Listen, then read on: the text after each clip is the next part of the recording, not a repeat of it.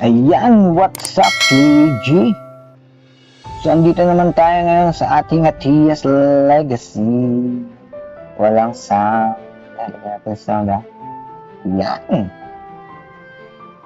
So, dito sa ating Atias Legacy, ngayong araw na ito, susubukan naman natin ating Beast.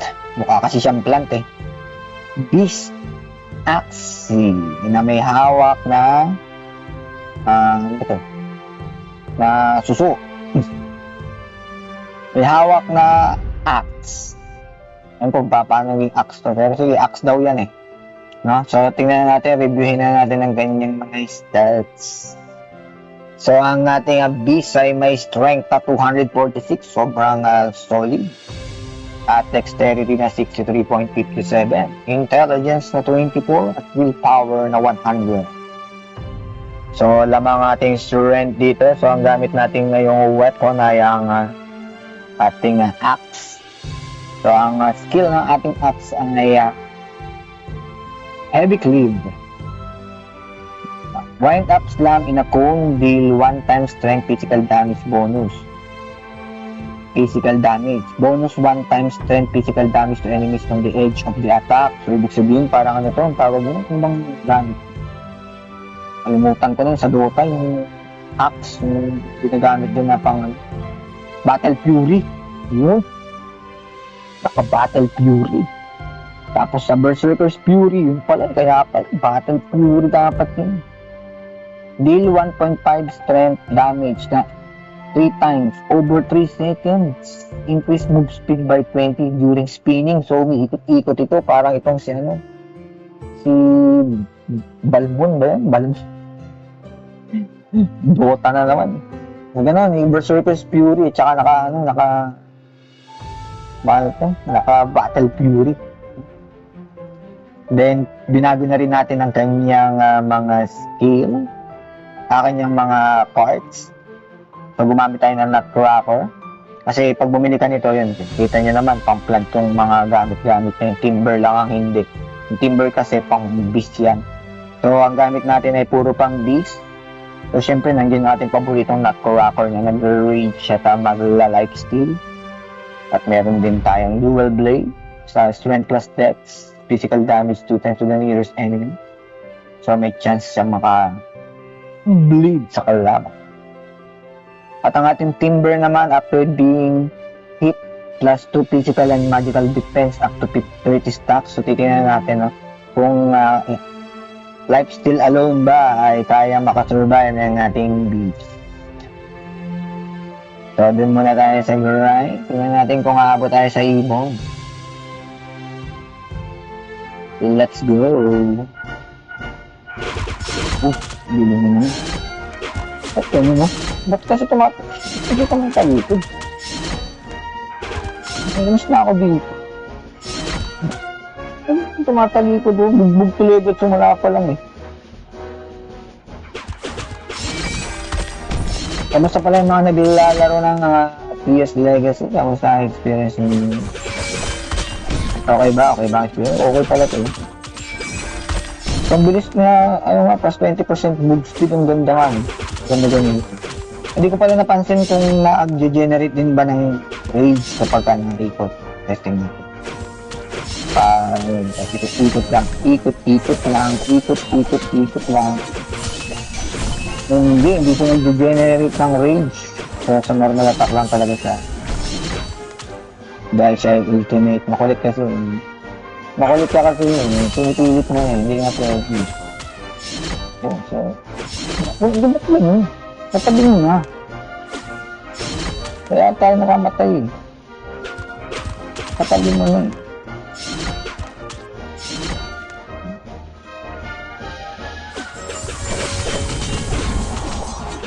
Hindi kaya. Bakit ko lang tinamaan? Hindi na tinamaan. Diba guys, nung walang nabawasan na buhay?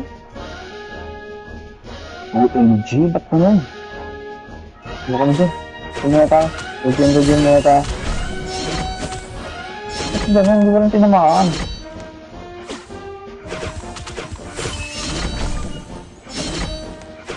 Yung bug ba nun? Subukan pa natin ulit isa pa. Hindi naman.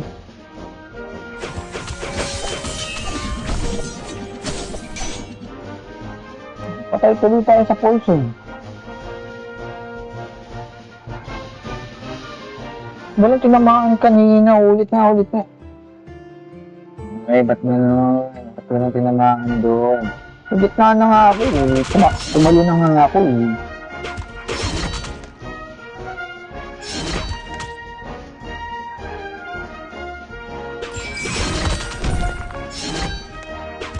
Gulo na nagsa-sidestep na siya ngayon. Diba? Oh? Gulo na. Saka gumamit ng tapos na.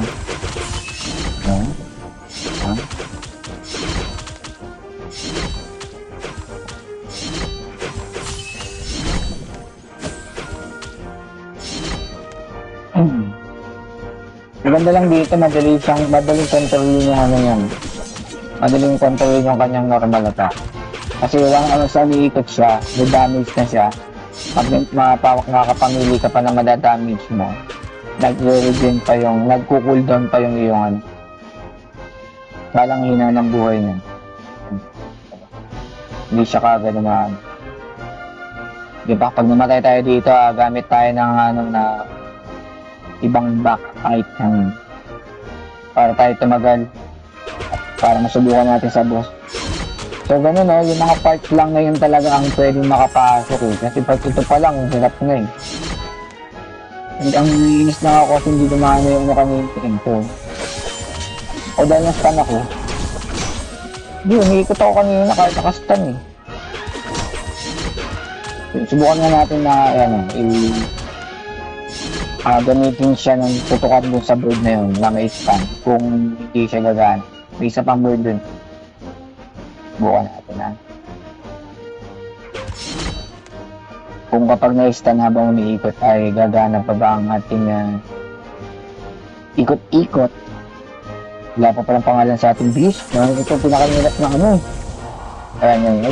Wala na ito. Wala na yan. Kasi nagamit na yung ano dyan. Nagamit na yung stun yun. Yung title ng stun. Doon pa tayo sa hindi pa ba. Nagamit ng stun. Yun. Ay! Namatay kasi. Kaya hindi na gumana. Ulit. Wala pang pangalan na ating Beastie Boy.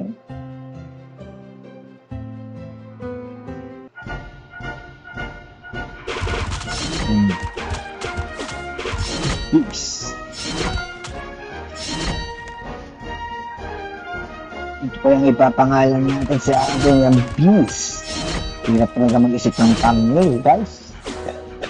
Hirap kasi hindi na lang yung simple thumbnail eh. Gusto ko kasi pinapangalanan yung yung isa sa mga na-enjoy kong mga ano. Kaya pansin nyo yung mga active ko, lalo yung mga favorite na active ko, may pangalan.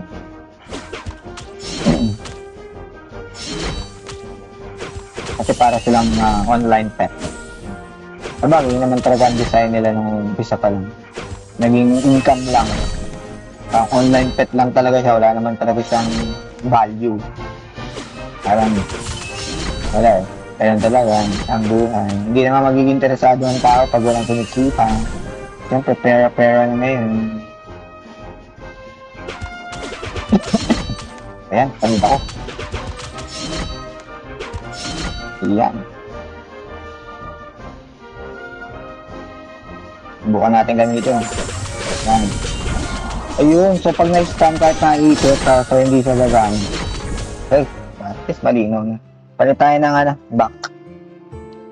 Ating back part, palitan natin ng violent na.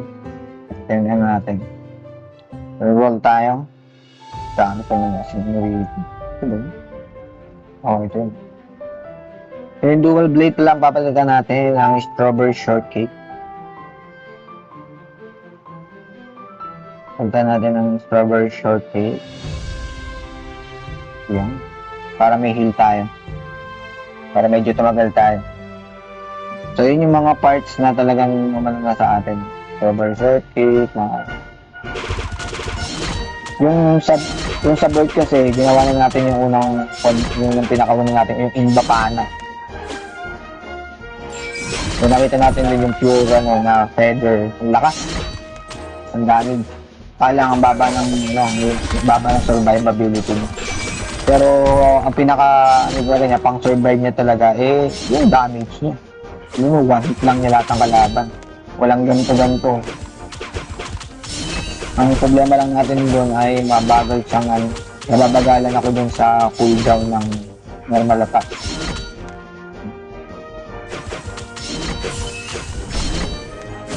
Ngayon, ito mo kaya na natin yung tangkingin ngayon yung mga damage nila. Dahil lang sa strawberry surface. Ano? At ginamit ko pala yun. Paano magamit ko sa mga birds? Ating beast.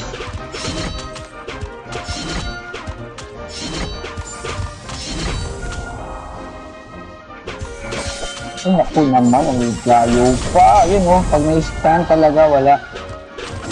Tapos nag-ano pa, nagpapatang yung stand. Grabe naman. Pero kaya. Pinarinig. Pinang-pinig. Grabe. Boom.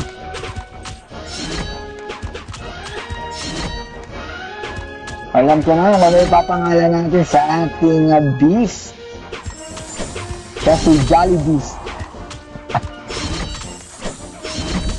Wala na. Pa-corner yung content. Wala na to guys. Supportahan nyo pa rin ako guys kahit corner na yung content ko. Kaya ipapangalan natin ngayon sa ating Axie ay si Jolly Beast. Bakit? Kasi yung beast na to ay mukhang bubuyog. Mukhang bubuyog. Si Jollibee. Yun. Sabi si Jollibee. Naka-fury pala ako. Hindi ko pa isinukol. Uy, nakailag ako. Mas mabilis ako sa'yo. Si Jollibee. Nakakaisip ako ng pangalan pag naglalaro. Ganun. Ano ba sa mga content ko yung naisip ko na kagad ng pangalan? Wala pa, Hindi hindi. Sa game mo na talaga siya tutuklasan, So, dungeon tayo. Testing natin to sa dungeon. Si Jollibee. Si Jollibee, walang ganun. Diba, patay agad si Jollibee. Kaya naman yung Jollibee. Sana all Jollibee.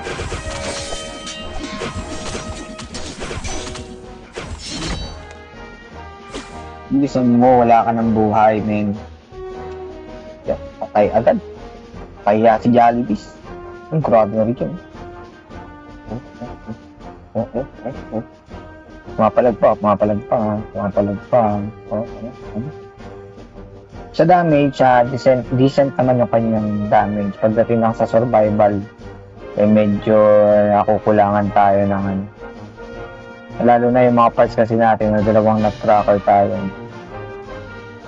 Siguro kung gumamit tayo ng ibang parts, mas may chance pa tayong tumagal. Lalo yung sa mount. Alimutan ko kung yung part. Pero tingin ko palag-palag naman din. So yun siguro ito. Malapit na rin naman tayo mag-fury. Yung ganito kasing build na to, yung sa bird natin Kasi yung sa bird, siyempre, pamalaya sa mga bow type Parang isang action na lang ata, hindi natin na lang ata.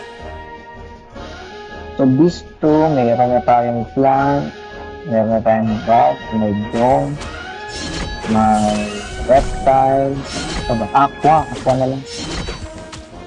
Problema kasi sa aqua, pareha sila ng stats ng reptile.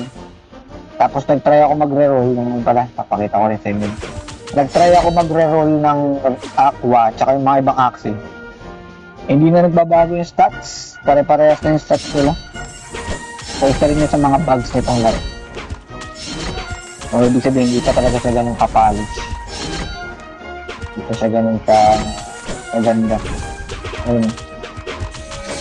Tangos na tayo. Kailangan na lang natin mag-reads yan. Dito na tayo. Hindi pa siya ganun ka-polish talaga. Hindi pa ganun ka ano yung laro. Dami pa rin bugs. Dami pa rin pwede maging problema. So, ililista naman natin yung siguro sa Sunday. Bibigyan na tayo ng feedback. Tapusin lang natin ang ating mga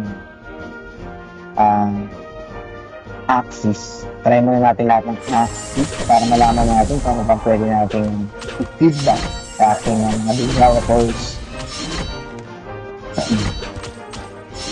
Actually, yung pagbibigay kasi ng report niyan, nakakatipid na nga sila niyan. Kasi at least hindi na sila magbabayad ng mga profession. Siyempre, mas marami magre-report, mas marami silang nasisilip, mas madali nilang malalaman yung feedback talaga sa akin yun. Okay din. Tapos yung paano pa nila, yung pa-competition, pa-contest pa nila na pagko-content. So, na-market na rin, nagkakaroon pa rin ng marketing. Mas nakakatibig sila. Totoo lang. Naiintindihan ko naman sila kasi mas mahirap naman talagang makipagsapalaran ngayon. Hindi maganda yung market condition. Pero sana yun karoon din na mas magandang incentive yung mga content saka sa mga feedback. Bagay, makukuha ko lang naman yun sa feedback eh. Parang free ng background ba yun? Tsaka badge yun. Bagay, malaking tulong na rin pag nagpapa-improve ng Axis 4. Ayan, so ito na ating box. Tingnan natin kung papalagbat sa box.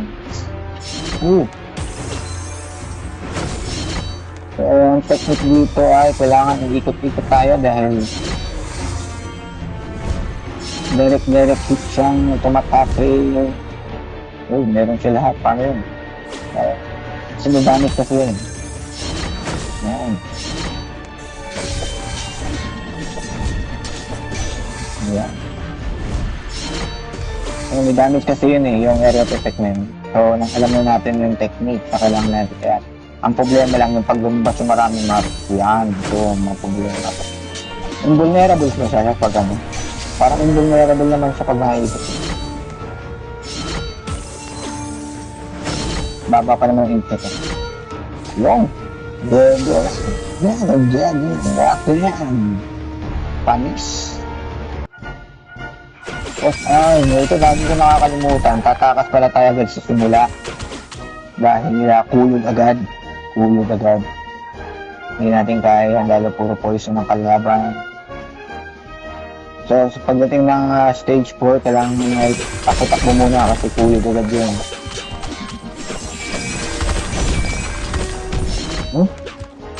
Hindi na. Kung malalakas ang defense, yari tayo. Wala. Ba yan? So, nakakuha tayo ng Ramon, Cannon, Zenith, at saka Kokok Fruit.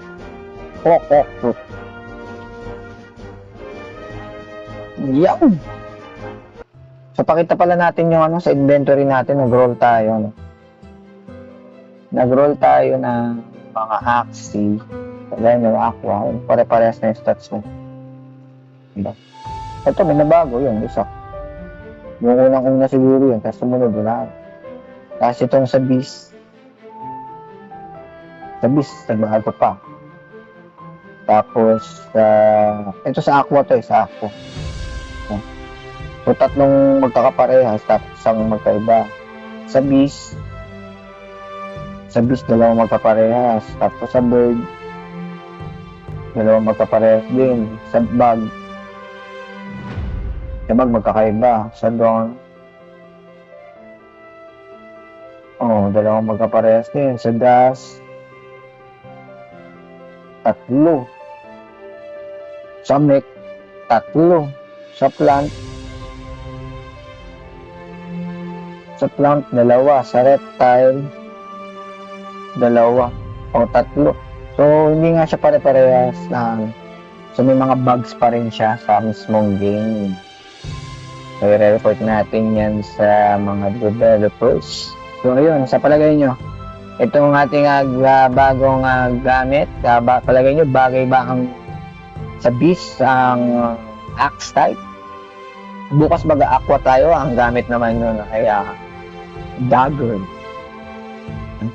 Tingnan natin kung magiging effective ba sa dagger ang ating aqua kahit mataas ang ink. Lalo na kapares kasi siya ng stats ng Reptile, kaya hindi ko rin masyadong alam kung anong pwedeng gamitin kasi baka hindi pa yung official. At yun lang, maraming salamat sa inyong lahat kay AG. Kita-kita lang tayo sa arena. Ay, umikot na mabilis. Game on!